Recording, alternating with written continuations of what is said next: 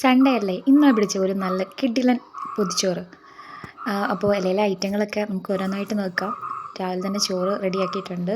പിന്നെ ചോറിൻ്റെ കൂടെ ആയിട്ട് പ്ലാൻ ചെയ്തിരിക്കുന്നത് ഒരു മീനച്ചാറും ഒരു ചമ്മന്തിപ്പൊടിയും ഒരു മെഴുക്ക് പുരട്ടിയും പിന്നെ മുട്ട പൊരിച്ചത്. അങ്ങനെ നമ്മുടെ ഇലയിലേക്ക് വേണ്ടുന്ന ഐറ്റങ്ങളെല്ലാം ഓരോന്നായിട്ട് നിരത്തി വെച്ചു. പിന്നത്തെ ടാസ്ക് എന്ന് പറയുന്നത് ഇതെല്ലാം ഒന്ന് പാക്ക് ചെയ്ത് വെക്കലാണ്. ഇതിലെ സദ്യയിലെ സ്പെഷ്യൽ എന്ന് പറഞ്ഞാൽ ഇതാട്ടോ. ഇവനൊന്ന് ഒരു ടേസ്റ്റ് ചെയ്ത് നോക്കിയാണല്ലോ, എന്താ ടേസ്റ്റ് എന്നറിയാമോ? സ്വന്തമായിട്ട് ഉണ്ടാക്കിയതുകൊണ്ടല്ല കേട്ടോ, ഉഗ്രനായിരുന്നു. പിന്നെ മോര് നിർബന്ധമൊന്നുമില്ല, തലേന്നത്തെയാണ്, ഫ്രിഡ്ജിൽ നിന്ന് എടുത്തുകൊണ്ടാണ് അങ്ങനെ ഇരിക്കുന്നത്. പിന്നെ ബീട്രൂട്ടും പയറും കൂടെ മെഴുക്ക് പുരട്ടിയതാണ്, അതും റെഡിയായി. പിന്നെ ഇലയിലേക്ക് ഓരോന്നായിട്ട് പകർന്നു വയ്ക്കലായിരുന്നു പണി. അപ്പോൾ ചോറ് ഇലയിലായിട്ട് എടുത്ത് വെച്ചു, ചൂടാറിയതിന് ശേഷമാണ് എടുത്ത് വെച്ചത്. പിന്നെ 2 പൊതി സെറ്റാക്കി വെച്ചു, ഒരെണ്ണം കൂടെ കഴിക്കണമെന്ന് തോന്നിയാലോ അത്താഴത്തിലേക്ക്. അപ്പോൾ എല്ലാം സെറ്റാക്കി വെച്ചു. ഇനി നമുക്ക് കുറച്ച് നേരം അത് റെസ്റ്റ് ചെയ്യാൻ വിടാം. ഉച്ചയായി.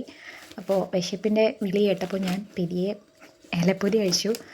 ഇനി എന്താ മണമെന്നറിയാമോ മക്കളെ, നല്ല സൂപ്പർ മണമാണ്. ഒരുപാട് നാളായി, നൊസ്റ്റാൾജിയ തോന്നി. കാരണം ഒരുപാട് നാളായി ഒരു പൊതിച്ചോറ് കഴിച്ചിട്ട്. എല്ലാം എനിക്കിങ്ങനെ കറികളിങ്ങനെ പുരണ്ടിരിക്കുന്നതാണ് ഇഷ്ടം കേട്ടോ. ഒരെണ്ണമായിട്ട് സെപ്പറേറ്റ് ചെയ്ത് വെക്കുന്നതിനേക്കാൾ എല്ലാം കൂടെ ഇങ്ങനെ. പിന്നെ മുട്ട മാത്രം ഞാൻ പൊതിഞ്ഞ് വെച്ചിരുന്നു. അപ്പോൾ അച്ചാറും ചമ്മന്തിപ്പൊടിയും മെഴുക്ക് പുരട്ടിയും എല്ലാം കൂടി ചേർത്ത് നമുക്ക് ഒറ്റയൊരു പിടി പിടിച്ചേക്കാം. എല്ലാവർക്കും വായി വെള്ളം വരുന്നുണ്ടല്ലേ. അപ്പോൾ നമ്മുടെ മീനച്ചാറാണ് ഇതിലെ ഏറ്റവും സ്പെഷ്യൽ. എനിക്ക് ഒരുപാട് ഇഷ്ടപ്പെട്ടു. കേരയാണ് ഞാൻ ഇതിനായിട്ട് എടുത്തിരിക്കുന്നത്. ആർക്കെങ്കിലും അച്ചാറിൻ്റെ റെസിപ്പി വേണമെങ്കിൽ കമൻറ്റ് ചെയ്യാം, നല്ല അടിപൊളിയായിട്ട് പറഞ്ഞുതരാം. പിന്നെ ഇതെല്ലാം കൂടെ ചേർത്തൊന്ന് കഴിക്കലാണ്. എന്താ ടേസ്റ്റ് പറഞ്ഞറിയിക്കാൻ പറ്റില്ല. അപ്പം നമുക്കും കഴിച്ചേക്കാം അല്ലേ. കഴിച്ചുകൊണ്ടിരിക്കുന്നത് സംസാരിക്കാമെന്നാണ്, അതുകൊണ്ട് ഞാൻ സംസാരിക്കുന്നില്ല. അപ്പോൾ എല്ലാവരും ഇങ്ങനത്തേക്കുള്ളൊരു ഐറ്റംസൊക്കെ ഒന്ന് ട്രൈ ചെയ്ത് നോക്കാം. നമ്മൾ ഡെയിലി കഴിച്ച് പ്ലേറ്റിലൊക്കെ കഴിച്ച് മടുക്കുമ്പോൾ ഇത്തരത്തിലൊരു വെറൈറ്റി ആയിട്ട് ചെയ്യുമ്പോൾ നമുക്കൊരു സന്തോഷമാവും.